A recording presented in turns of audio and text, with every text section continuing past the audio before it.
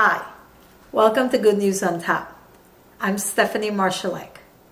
Today, we talk about Sunday scripture readings, which speaks to us about God's love for us and our response to His love, about God's faithfulness and our sometimes own lack of faith that can hinder and limit the grace of God in our lives.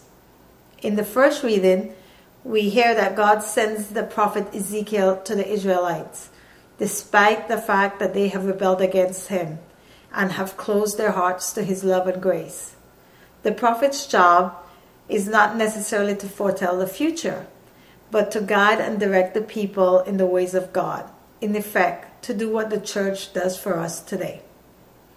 In the gospel reading, we hear that Jesus Himself goes to teach the people in the synagogue, and His teachings must have been so powerful that some of the listeners were astonished and wondered, where did Jesus get all that wisdom and power from?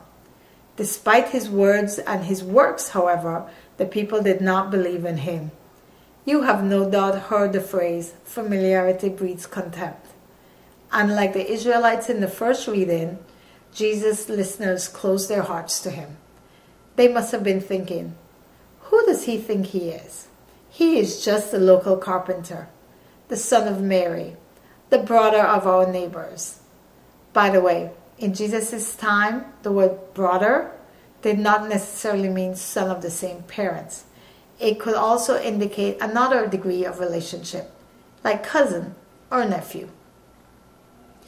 Because of their lack of faith and trust in Jesus, He was unable to work among them. What does this have to do with us today? Well, just like in the gospel readings, Jesus still wants to work among us. We just need to open our hearts to Him. We need to accept His love. Believe in Him. Let's trust in Him. And He will act in our lives in a mighty way. And that, my friend, is Good News on Tap.